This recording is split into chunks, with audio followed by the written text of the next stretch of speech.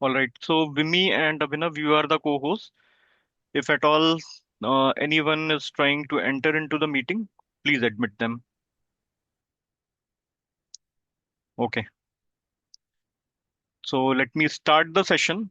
A very warm welcome to all of you who are curious and serious for their career and for their life.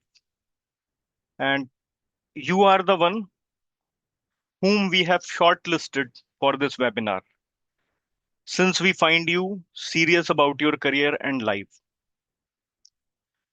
To introduce myself, I am Purshottam and I'm working in the IT industry from last 18 years. I have written this book whose background is reflected uh, behind. The book's name is Layoff, Disaster or Opportunity. This book will be available soon in the market. Uh, it will be available on Amazon. And this book basically is a guide to step-by-step success. How you can be the employee of the year in an organization even of even then you are even after you have been laid off in the previous organization. So this book is going to give you that confidence to be successful in your life, and we are thankful to Elevates who have given us the opportunity to present this time management webinar to all of you. I have joined with Vimi, who is a senior leader in APAC, and Abhinav Johari, who is basically a solutions architect, senior solutions architect in NetApp. And you know me, I am working with Veeam as a senior solutions engineer. So let us start the session and let me straight away go to this puzzle. बंदर मुट्ठी कब खोलेगा? When would the monkey open his fist? But before solving this puzzle, let me tell you a story. This is a small story. Long time back, there was a village, and there was a jungle nearby the village. One day, suddenly, a monkey enters into the village. That monkey was very notorious, very mischievous, and people were afraid of him because that monkey was creating trouble for them. That monkey was eating their food, tearing their clothes, threatening their kids. People were very much worried how they are going to get rid of that monkey. And one day, a very wise man came to the village. That wise man told the villagers that he has the expertise to catch that monkey. The villagers were very happy. They immediately requested that wise man, please help us get rid of that monkey because it is creating so much of mess. अगर हिंदी में बोलूं तो उत्पात मचा रखा था उस बंदर ने. Then this wise man has put some jars, just like you are seeing here in the picture. Those jars were big, but their neck was very thin. And he filled those jars with peanuts, bananas, which were the favorite foods of the monkey. As soon as the monkey saw the jars filled with peanuts, he immediately reached in. He inserted his hand into the jar and closed his fist. He grabbed the peanuts, closed his fist. And then he tried to pull it off from the jar. And bang, the monkey was trapped. Because of greed, he was not opening up his fist. He was clenching his fist very tightly, holding the peanuts very tightly. He was not ready to let go the peanuts and he was trapped. As soon as the villagers realized that monkey has been trapped, they rushed to the monkey, and since the jars were heavy, the monkey could not run long, and they caught the monkey. So, what is the moral of the story? The moral of the story is just like this monkey, we are also trapped.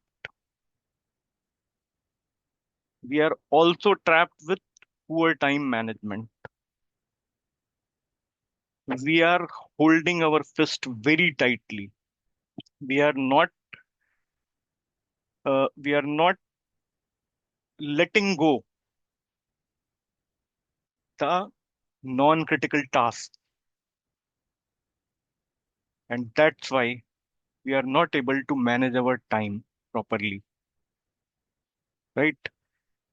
Everybody in this earth has got only 24 hours.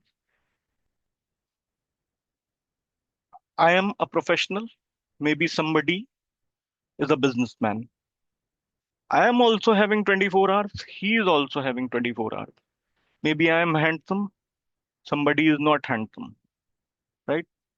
Maybe I am poor, somebody is rich, but the thing is, we only have 24 hours and we have to manage our time very wisely. So we have to let go some non-critical tasks. We have to open our fist and we have to manage our time effectively, wisely, so that we must have time freedom. And many of you have written in your feedback form that you are not getting time to fulfill your dreams, not getting time to maybe have a certification, to learn something, to manage the things, to prioritize the things. That is the reason, that is the key reason that you are holding some non-critical things very tightly with you. And with that, I'm introducing my partner Vimmi to tell her secrets, how she became an expert in managing the time effectively and wisely, and how you can take those inputs from her and make your life better, make your career better, and be successful in your life. Thank you. Over to you, Amy. Thank you, Purshottam. So I think this is a great story, and you are right. We are all, in this boat where we have only 24 hours. We don't have more than that, and we have to make sure that we optimize. The usage is optimized for those 24 hours. So, are you able to see my PPT screen on this one? Yeah, presentation. Okay. Yes, Vimmi, we can see.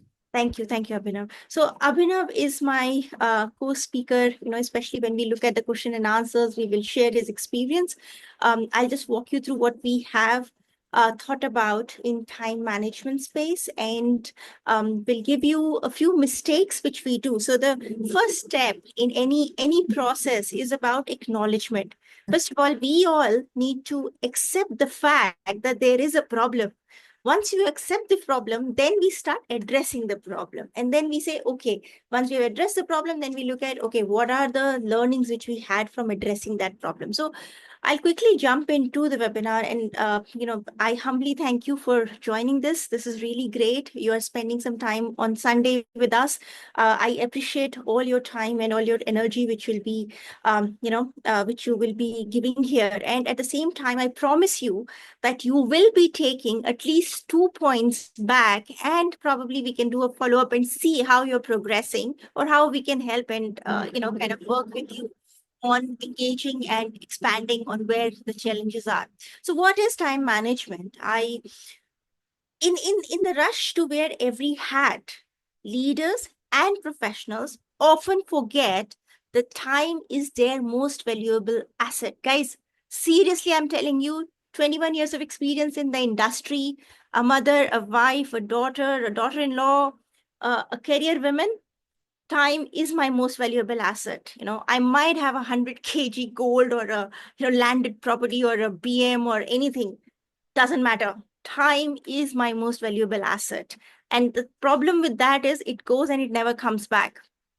The key for me as a leader isn't in doing everything, but in doing what matters the most. So, what is time management? If you look at for leaders, for professionals, for managers, or people who want to be managers, what is actually time management? If I have to define it and elaborate it, it is the strategic process of effectively planning, prioritizing, and allocating time to tasks and responsibilities that align with the goals of the organization. And trust me, if this can be done, it not only improves the productivity for an individual, for a leader, for a professional, for a manager, it also improves the productivity of the team.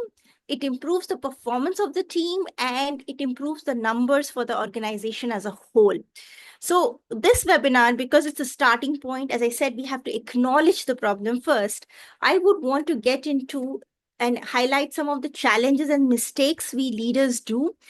And what we want to make sure is that once we have those mistakes acknowledged, then we get to the next level. So leaders often mistake, or leaders and professionals and people like us, managers, we often mistake activity for productivity. And we think that if we juggle so many tasks, this is best progress I've made. But trust me, true leadership is actually about prioritizing what matters and not just filling the hours, right? So a little about me. I spoke, briefly in the last slide. I have 21 years of experience. I have had a very beautiful and a very interesting professional personal journey.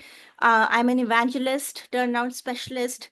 Most of the companies hire me if they want to start something, a fresh experiment, a new initiative, and to grow that initiative. So I take it to a certain level, and that's when they feel that, the function has kind of developed and built. So I build things for them.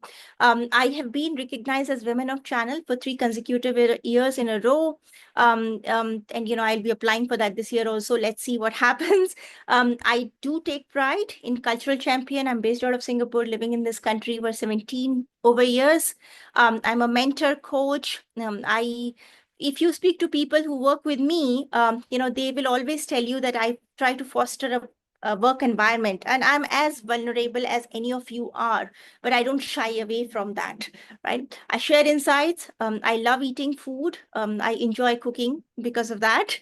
And then you can also find me on LinkedIn. There's a QR code. I have published some articles on AI, on channel, on upgrading your skills, on partners. So, just have a look if anything is, good for you, and you can benefit from that. I do see there's a diverse group which we have here, Purushottam, and I wanted to just get into the topic. And before that, I wanted to ask, what is your current challenge with related to time management? I'll give 30 seconds for people to put it on chat or directly message us, and we'll generate a word cloud around it. Um, Purushottam. Yeah. So I would request everyone to please put your challenges in the chat box. Whatever challenges you are facing in terms of time management, anything related to your career, and any limiting thing which you feel that should not be there, you please write it down in the chat. And you can directly message us, if you think. Yeah, absolutely. I think there is a query from Prashant. No, he's put the what he's facing as a challenge, I think. Yeah, I think. हाँ 4 दिन train 5:15 पहुंचना है 5 बजे पहुंचना है ना Maybe you have to mute people.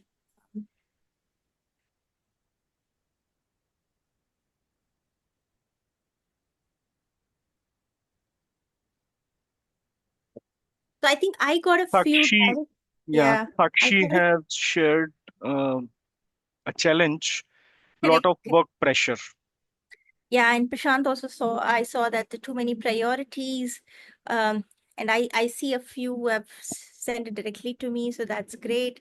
So let me just quickly put up a word cloud. And this happens, the interesting part is that this doesn't change. Anytime I run this webinar or I run the session, these challenges are very common. So you're not alone in the boat. As I said, we are all in the same boat.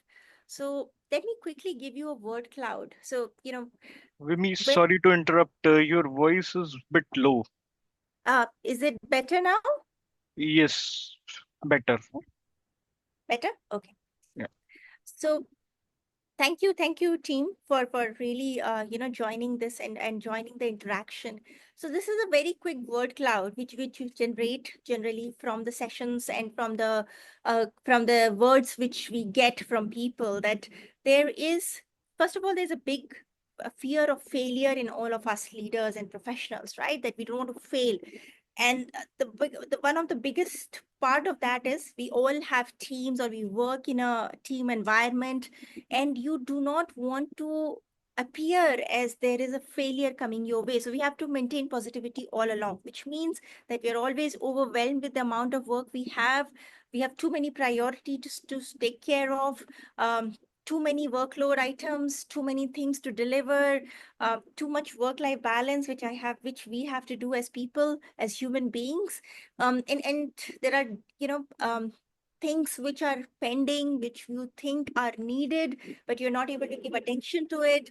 There is burnout feeling, there's prioritization, lack of prioritization, which we have, and we really don't know how to deal with it. So yes, these are common challenges which we have.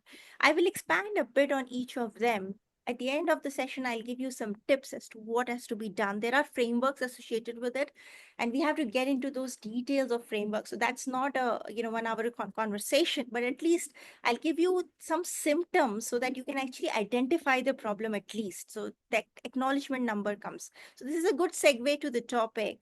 Now, this is us, like, people like me, you, everybody, who is in that position.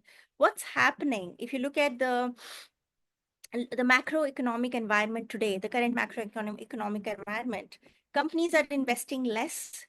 So they have less people, they're not hiring, they're saving money for recession times. So one person is doing multiple works, right? My team gets reduced. People say that the target is going to increase next year. So we are all in fall plan stage, and we are all getting into a stage where next year we'll have 20% more work, but headcounts, zero. So we are expected to work in high pressure environments with limited resources, limited budget, less money. And if you are in a startup mode, highly likely the VCs are not giving you money because they want to get into the space of looking for ROI because they have invested now. So they want ROI to come from that area. So how do you deal with all this? You have to make sure that you are not making those mistakes. So first step, again, acknowledge that there are some mistakes which we are doing as leaders, right? So the first mistake which we say is lack of prioritization. Now, what is lack of prioritization? So the way we define it is people where they don't necessarily manage their time, and when tasks, responsibilities, or goals are not aligned, they're not arranged, they are not tackled in a proper way. They are not tackled in the way of importance or urgency, and this will often lead to a few things. wasted effort. So you are spending a lot of time on low value tasks, which is not going to help you because you're spending too much time on trivial activities. You're missing a lot of deadlines. So you're not able to complete urgent tasks, and your attention is always diverted to less important items. We are always overwhelmed, stressed, feeling scattered, feeling pulled in multiple directions. There is reduced productivity. So there's inefficient use of time. And surprisingly, you are losing on opportunities. So there are strategic initiatives which, as a leader, you would want to do, but because you do not have the time on your hand, you are basically going ahead and spending time in trivial items and losing the clear opportunities which can give you growth, whether in your business, whether as an individual, whether as a manager for your team. You're just missing on it, right? Second mistake, multitasking. So this is an interesting thing, and it's a very controversial statement, right? Um, Multitasking for a mother, for a woman, it's seen as a superwoman. I'm a superwoman because I can do one, two, three, four items. Is it really what we want to do? As a woman, am I tired because of that? Or have I learned my ways? Have I learned, like my mother, I have learned my ways to prioritize items so that everything is on time and I'm still multitasking. But what will happen is, as business leaders, as professionals, what you will realize is that multitasking, while it is good if you can learn it, scientific study shows that it may not be the most optimal way of using your time, which means that you may be not focused, you may be not delivering right quality. There will be increased time for completion, which a lot of people don't realize. When they multitask, they spend more time in completing tasks. There's mental fatigue, which again we don't realize, and there is stress and overwhelmed feeling all the time. So my question to you is, and you have to take it back as a thought, can we become the Arjun of Mahabharat, where we actually look at the fish eye and making sure that we actually look at one focal point of work which we have to do, make sure it is quality delivered, and then we move on to the next task. Again, it may not be applicable everywhere, but we have to figure out, as leaders, this is where we are as professionals, this is where our intelligence, our experience come into picture, where we have to figure out what is the right area where we can multitask, but then there could be areas where we have to focus and we have to make sure that this is going to be delivered on time, right? Give you one example, and a lot of you might relate to this. When I started my career, I was actually flying Kingfisher a lot, and when they went bankrupt, they actually took all my points and everything. It never got transferred. So all those flights which I took, all the money I spent, the loyalty points were for nothing. But the point is, it was a great airlines. It was a great initiative. Vijay Mallya, the king of good times, he was fantastic. The way he launched the airlines, the luxury airlines, the kind of pilots you had, the seats you had, fantastic, right? The company was set up in 2003, 2009. It was heading to a downward spiral already. It laid 100 pilots, and after several rounds of raising funds and large loans, they end up having a debt of 1,000 crores.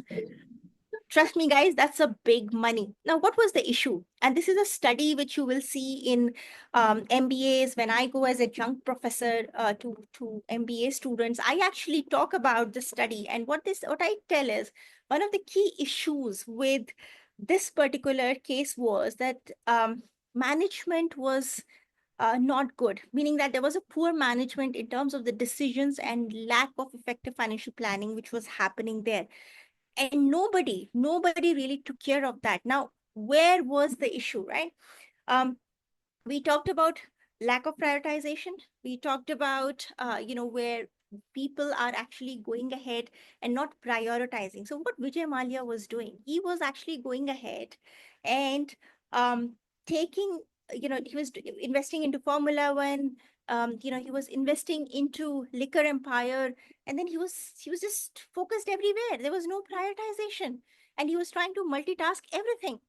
And when actually the Kingfisher Airlines was bleeding financially, Malia was actually focused on other ventures. He was throwing parties, extravagant parties. He was promoting lifestyle.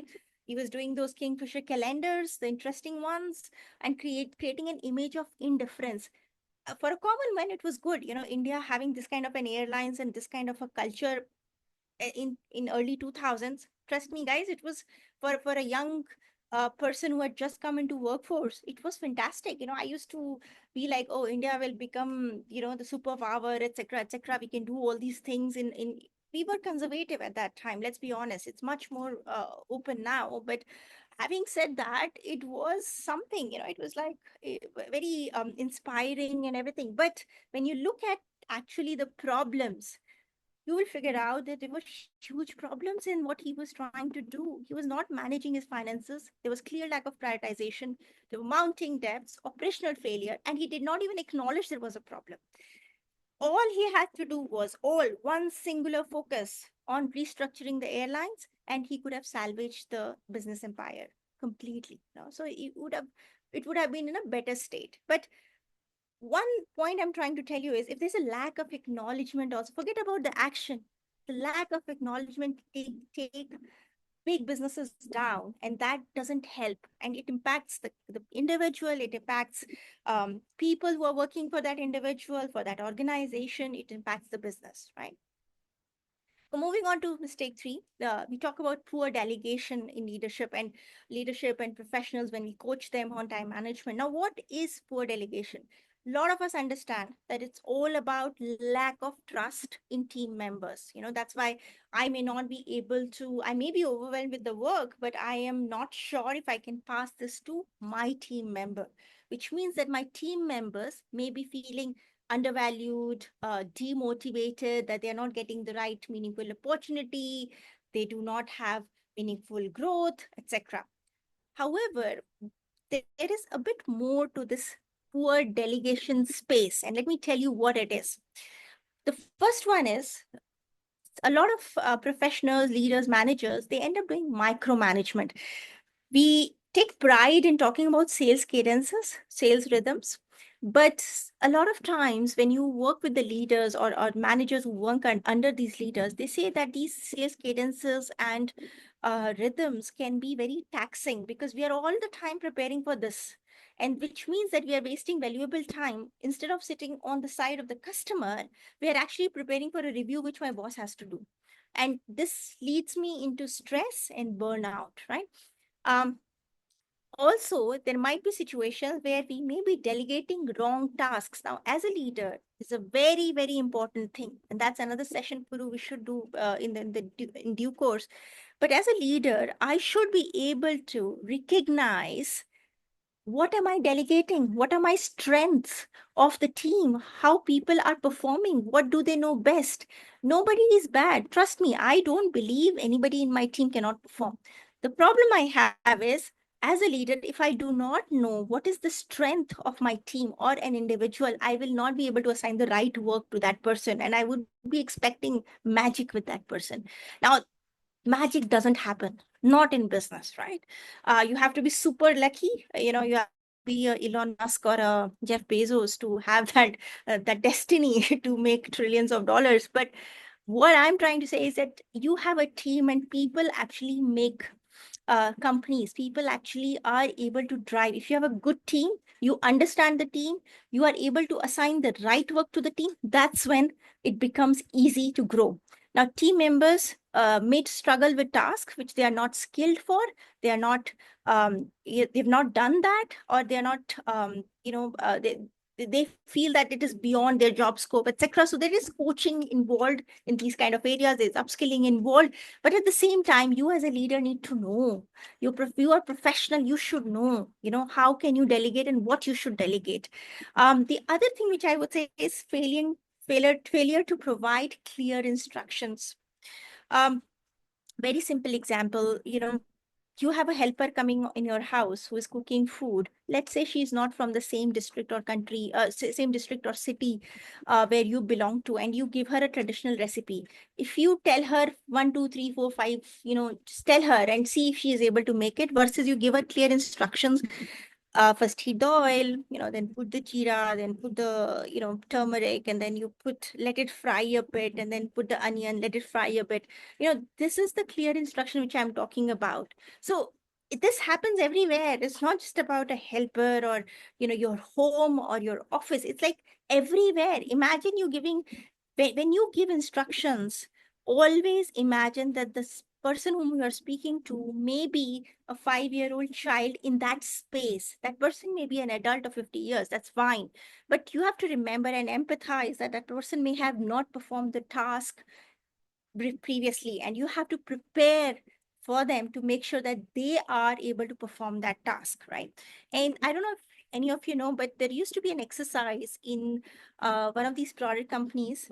They used to actually train their solution architects in a space where they used to say, how do you make a sandwich? Okay. And that exercise, you'll be surprised, they used to fail. Most of the solution architects initially used to fail that exercise, but a 5-year-old was able to pass that exercise. Do you know why? The way he or she started was, I will open the bread pack, I will take out the bread, I will open the sauce bottle, I'll pour the sauce on that bread, and then I will start spreading it. So that's the level of detailing sometimes you have to give, and there's nothing wrong or right about it. You will find some people who may have the strength to read between the lines. You give them one line instruction and they will be able to deliver to you something which is doable, right? Which is presentable. You will find people whom you give detailed instructions, but they believe in perfection. And because of that, they will end up actually asking you for more details and ending up doing a perfect job, which may be even beneficial in a second scenario. Okay. So I'll move on to the next mistake, which we talk about, where somebody said, there is a challenge of understanding between urgent and important. And I would say, always remember, urgent is something which demands immediate attention. So for example, you have a customer deal which you have to close in 15 days because of certain reason, whether it's your target or your business requirement. If you have that, then you have to make sure that you give the quote to the customer right away. That's how you have to behave. Now, if there is a scenario where it's an important task which is looking at long-term goals, personal growth, organizational success, this can take some time. These are not important right away. Very, very important to differentiate between these kind of tasks, because otherwise you'll always be reactive, never proactive. You'll always be burned out, and you will never be doing a strategic thinking. And this happens to a lot of us because we create a list of tasks for the whole day. And by end of the day, I'm like, did I add any value? Did I talk about any product feature which I wanted to add in my product, which the VC was asking? Did I do anything more value addition which can improve my skill and business? Maybe not. So this is one of the, again, common mistakes which we do. And I have another example which I want to bring to your notice. Tiny Owl. I don't know how many of you heard, but it was a food delivery startup, rising star in Indian food tech industry, but it failed miserably. If you read some of those articles of the founders, um, they approximately raised $23 million. Just multiply it by 80, you will know exactly what amount it is. It was so many zeros. I was like, okay, I don't even want to look at how many crores it was. But they actually had Secure Capital, Matrix Partners, Bloom Ventures, who are some very big VCs. Okay. And at the peak of Tiny Owl's success, they were the valuation was at $60 million. Guys, just multiply it by 80 or 100, you will know exactly what number was that, right? They just disappeared from the face of earth. They had a high cash burn rate. They were investing a lot in marketing, customer acquisition, expansion. They went into cities where there was no demand. And by 2016, they had 300 employees, but they continued to struggle with the unsustainable growth, and there were operational inefficiencies. Now, what missed? What there were two things which they completely missed. And if you speak to their startup leaders, founders, they will actually say that they were heavily involved in day-to-day operations. There was no delegation. And there were very good managers who were hired by the founders to lead some of these areas of customer service, logistics, but they just didn't let them do the work. They were always involved so heavily that they just kept micromanaging these people. In terms of no boundaries between urgent and important tasks, so Tiny Owl was very focused on customer acquisition and scaling its service area. and which led to a lot of cash burn. But what they did focus was customer retention, profitability, and operational efficiency. If they just had corrected this, they didn't have to grow at that scale. They would have balanced the top line and the bottom line. All that's all they had to do. So in 2016, they were forced to kind of shut down. They went into, I think they were rebranded to Runner, and then Runner was acquired by Zomato, but now you don't even hear about them. So this is our own Indian startup which failed miserably. um Mistake five, I would call out overcommitting, and I think this is very, very common, especially Asian culture. We are very polite, humble people. We don't want to say no to people, and we take on more tasks and responsibilities which we can't handle. And we don't have the resources, we don't have the time. As Puru said, we just have 24 hours in a day, guys. That's all we have. We say yes too often, we understand. So interestingly, there are two key things which fall under this category. Yes is, everybody knows, that's one symptom, but there are two other symptoms. One is we fail to estimate the task complexity. And that's very dangerous, because we take a task and we don't realize how complex it can get. And then we don't end up measuring and scoping it in the right way. The third thing is, which came as a surprise to me when I was working on this area, but I don't know how many of you have seen optimism bias. But what that term means is, सब हो जाएगा, कर लेंगे, क्या बात करते हो यार, हो जाएगा. You know, very dangerous statement, guys. We cannot do everything. We aren't human beings, right? So every time overestimating the ability and making sure sab ho jayega, kar lenge, doesn't work. Really doesn't work. And what it ends up in, declining in quality. We spread ourselves too thin to give a very subpar performance. We do not focus on high priority tasks. I think that's dangerous, and I think that will actually end up will be a struggle for a lot of businesses if they don't address that, or for professionals who are actually in this line, right? The next mistake I would say is, and this is the second last mistake I want to highlight, lack of structured planning. Now this is again, I in my career, interestingly, I've seen two sides of the coin. One is, I've seen enterprises who will get into a planning paralysis. 6 tak, 8 tak, they will keep creating the strategy, won't execute anything. By the time they come to the market, the boat is gone. It's like, oh my God, I lost the Gen AI boat. Oh damn, we had to actually go ahead and do something about it. And then we have startups, they don't care about planning. Let it be. Okay, we execute tomorrow. This idea, this customer said, let's just do it. So there is absolutely no structure to that. And when I go to these companies, when I work as a professional, when I consult with them, I'm like, guys, create a balance. Nobody's asking you to start everything 1 year later, but nobody's even asking you to start something tomorrow, because then you have not assessed the risks. You have not looked at the project. You have not looked at what is needed. You have not looked at the time, the budget, and it will overwhelm your team, if not anything else. And if you do not have a structure, if you do not have a plan, what will you adjust? If there is a course correction, what will you do?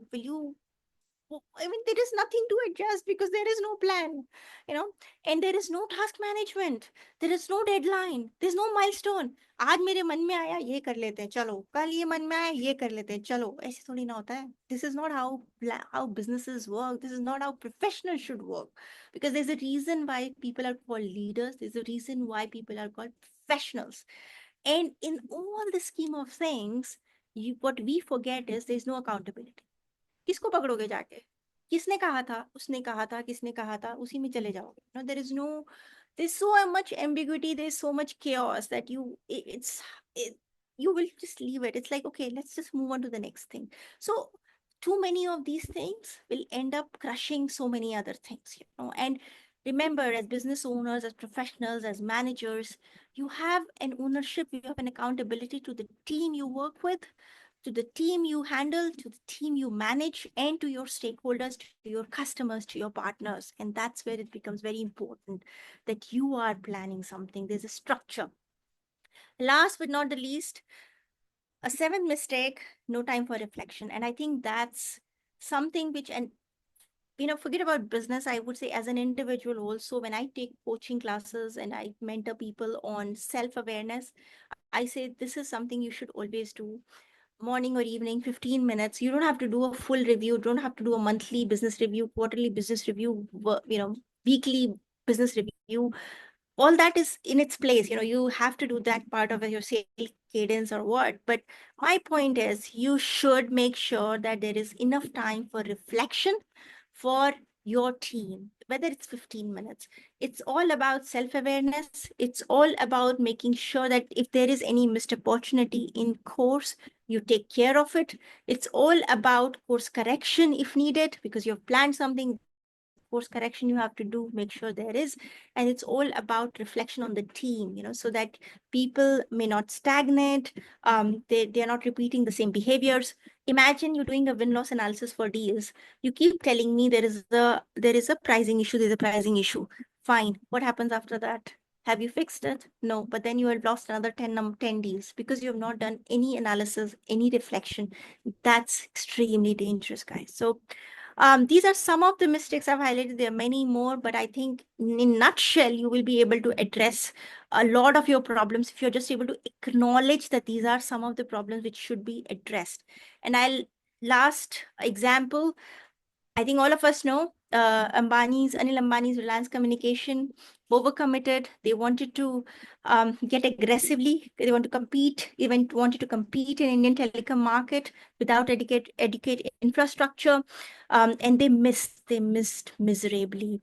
I think they missed the boat on a couple of things. There was aggressive expansion. So RCOM attempted to aggressively expand its operation across India, urban, rural markets. The company committed to large-scale investments in infrastructure, marketing, acquisitions. They had high debt. In 2019, they had a debt of 50,000 crores. What Anil Ambani was actually doing, so he could not quickly transition to 4G, and he could not really, compete with vendors like Airtel, Vodafone. When Geo invested in stuff like voice and data, they could not necessarily bring that disruption to itself. So because there was no reflection, they just ignored all the market disruption which was happening. They neglected debt issues, because what Anil Ambani was doing was he was taking money from his other businesses, which was his bread and butter, and actually investing in Arcom, which didn't lead him anywhere. So whatever he was doing, it didn't work for the company. But what main criteria, as again, this is again another business study in MBAs, and I actually personally take this as an example as an adjunct professor, that he was trying to expand too soon in multiple market segments. There was no focused market strategy. He could not read the market disruptions quickly, and he neglected his other businesses, his debt issues, and I think that was very dangerous for the company. So 50,000 crores, not an easy debt to actually handle. 40, so some say 50,000, some say 40,000. So there are numbers there, and there could be controversies associated with this particular leader. I'm not getting into that, but I take it as an example of time management issues where people just overstretch themselves as business leaders without realizing the impact they can have on so many families, so many customers, and in the industry as a whole. Some best practices: effective time management for leaders, for professionals. It requires a strategic approach. You should focus on high impact tasks to drive long term growth. Practice deep work by avoiding multitasking wherever possible, unless you are completely sure you can do it. And delegate responsibility. So make sure you know your team strengths, people individually, and assign them the right tasks. Differentiate between what is urgent and what is truly important. Set boundaries, priorities for yourself. Trust me, what I notice is a lot of people around me are facing these burnout issues, getting into health challenges, quitting workforce just because they are not able to sustain the pressure. It's not that difficult, but please acknowledge and address it. Regularly plan, reflect, assess your progress, recalibrate if needed, refine your strategies. And I can assure you, if you are able to master at least 3 or 4 of these practices, you can enhance the productivity, you can reduce the stress, and you can foster a culture of accountability and achieve sustainable success. That's my key point. To sum up, and I'll try to explain. Uh, Time management, from my perspective, is like balancing a tightrope. Imagine two mountains, and then you have a tightrope which you have to cross. You have to be strategic with each step. Every single step matters. If you rush through it, you are more likely to fall. If you pace yourself and you stay focused, you will definitely go to the other side. However thin the rope is and however slippery your shoes are, just make sure you are remaining focused. Thank you everyone for listening, for my the points which I made. And I appreciate if you can raise some questions. There's a quick panel discussion which Purushottam will take up. So over to you, Purushottam. Thank you. Thank you. Thank you, Vimmi. Now I would like to invite Abhinav to share his thoughts on time management. Abhinav, over to you.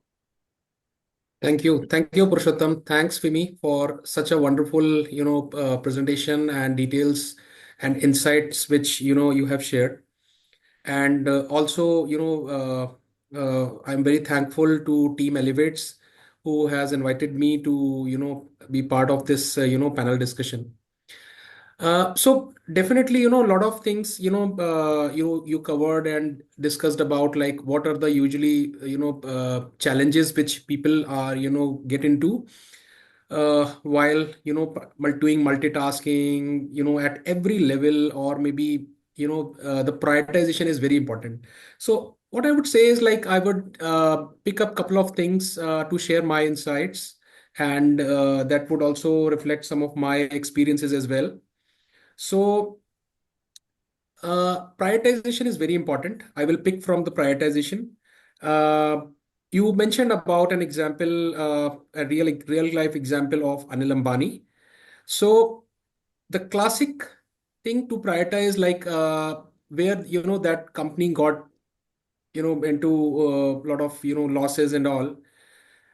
So company is a very large thing, a lot of stakeholders are there, but even for professionals and small business owners, and even for mid-sized companies, I would say saying no is very important. So most of the time, even we also struggle how to say no to a task, or maybe how shall we differentiate between prioritizing the different tasks. So what I would say is, like, the important thing to remember and understand is, whenever someone is asking for your time and for doing any task or any activity, remember that they are stealing time from your life. Think from that perspective. So you have, because you are the owner of your time, and you have to be very mindful of, like, how you want to dedicate your time. Think from this perspective. And if you say yes to everything, then it will be a mess. You won't be you won't be heading to nowhere. You will be heading to nowhere. So what will happen is, as a result, what I would say is, like, if you want to skyrocket your performance, and you want to complete your task in some specific set of time frame in an organization, or maybe if you are a business owner, and if you want to uh, get it done from your team, this is very important. The prioritization part is very important. How to say no. You can't do everything. Like you said, sab ho jayega na, so sab ho jayega nahi ho sakta. So everything is not urgent. So that's what my insight on this. And one more point I want to really that is very much important and very I would say close to my heart is, like, I always say, I was reading an article, and and I was going through some of the posts.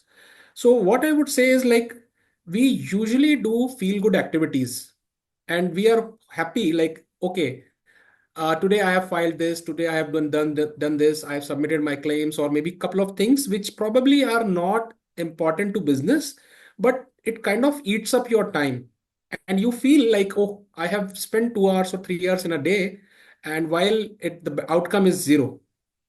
So you have to see what is a feel good activity you are doing, and what is must have activity you are doing. This is one of the major steps. And here is what my takeaway is, like, stop working hard and start doing the hard work first. So for everyone, because I have gone through some of the programs recently in IIM Ahmedabad, and lot of leaders were part of our overall community and in our cohort. So everybody is challenging, like it's a challenge for everyone. So it's not like that. It's like challenge for a mid career or maybe a early career professional. It is even, as you rightly mentioned, Vimi, this is for leaders as well. So if you practice doing this hard work consistently, your success and your team success will be very much, I would say, improved, and you probably would be almost close to your success. And at last, I would only call out one thing, which is for the art of delegation you pointed out. So especially for even for individuals and for business owners, I would say, trust your team members to do, delegate. When you are delegating, stop doing micromanagement, and trust is a build. And if you are giving something to your team members, then trust them, because they have been hired by you. So at the end of the day, if this works well, then the organization will also grow in a healthy way. And similarly, if you are an individual contributor and if you are early in your career, so if you understand this art of delegation, and facilitating the work for everyone, then it would be helpful in the longer run in the career. Those are like my some of the insights and experiences which I want to share. Over to you, Purushottam. Thank you so much, Abhinav. So, two things you highlighted. One is prioritization, second is art of delegation. Yes. Let's talk about art of delegation. So, let me give you my example how I delegate some tasks which are not critical to me. Sometimes, if I have to meet somebody, maybe my customer or my system integrator partner, I do not drive by myself. Hmm. I take a taxi and I keep a book with me. Maybe I have to learn something, I have to grab the knowledge of a particular topic. I always keep a book with me, which is quite handy. I read it through the travel, and sometimes I also, when I am driving as well, I also keep headphones on, and I must be going through the audiobooks. With this way, you can delegate some tasks which are not critical, right? When you are hiring a cab, then you are delegating your driving Hmm. to somebody else who is expert in driving. That is one thing. Second Yeah. is prioritization you talked about. So what you can do is, it is a very good exercise, I must say.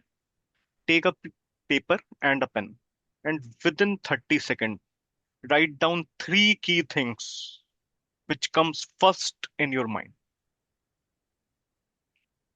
And I'm sure those things will be related to your health, your family, and your career or maybe success. And then you will get an understanding that these are my top three priorities,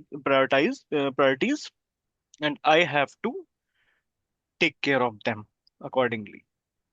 Don't think too much. Don't confuse your mind. This is my key takeaway. For example, you are suffering maybe from diabetes. The first priority is to take care of your health. How would you survive if you are not healthy? There is no meaning of making money if you are not healthy. So, top priority, urgent versus important. Urgent Yes. is your health. Sometimes we don't go for regular blood checkups, health checkups. We Yeah. keep procrastinate. आज नहीं कल कर लेंगे, अभी तो बहुत time है. वो टाइम निकल जाता है. That we need to think of very carefully. Yes. So that's all from my side. Any other questions in the chat?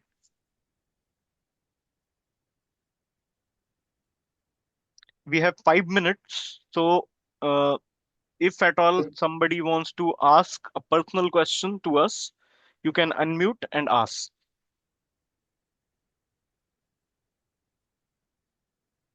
Yeah, I think Prashant has asked for urgent and important, so I think we have covered it. Yeah. Uh, Managing multiple works from Kritika, yes, we have. Okay, so too many priorities to manage.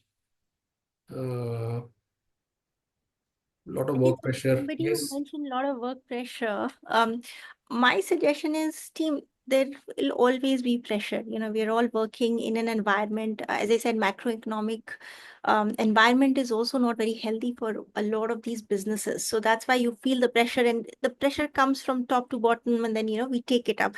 Now it's really up to you where you create that boundary from that pressure. So as Puru has been saying, Abhinav has been saying, it's really you have to create that boundary. Nobody else is going to create that yes, boundary. You should know how to say no. You should know what is worth my time and what is worth my energy. Now, yes, you have. I mean, look, if I have to explain from my personal perspective, everybody has to do work, करना ही पड़ेगा, job कर रहे हैं तो करना ही पड़ेगा. But then what happens is that if I have a family time which I should give, I make time for that. If I have a daughter who's getting an award, I'm making time in my calendar for that, and I'm making sure I keep my bosses also updated that, guys, I can't come that day because that is my priority. How much ever work pressure, year end hai, month end hai, quarter end hai, everything hai. But that 2 hours are very important. उसके बाद के 4 घंटे में I'll do all the work you need. But that is more important because that's satisfying for me, and that's my priority, right? So you have to create those boundaries. Nobody else can do that. But you have to be strong enough to create those boundaries. That's what I would say. That's the main thing. Okay. Thank you. Thank you so much, Vimi. Thank you so much, Abhinav. Let's close this webinar. And call to action is whosoever are the attendees, please fill up the feedback forms. Do reach out to us if you have any queries. We are there to help you. You And what can, other topics you want to hear from us? yes, And yeah. thank you, Elevates team. I really appreciate you inviting me for this Yeah, session. yeah, I really appreciate Elevate's team. So it is a good initiative. Yes. So, this is good really for, professionals and everyone who is part of the industry, multiple industries and groups. So this would be really helpful, everyone, especially in the early and mid-career professionals who, really want to build it up for their longer run in the career. Thank you. Thank you, everyone. thank you. Thank you. Thank you. Yeah, bye. Right. Bye.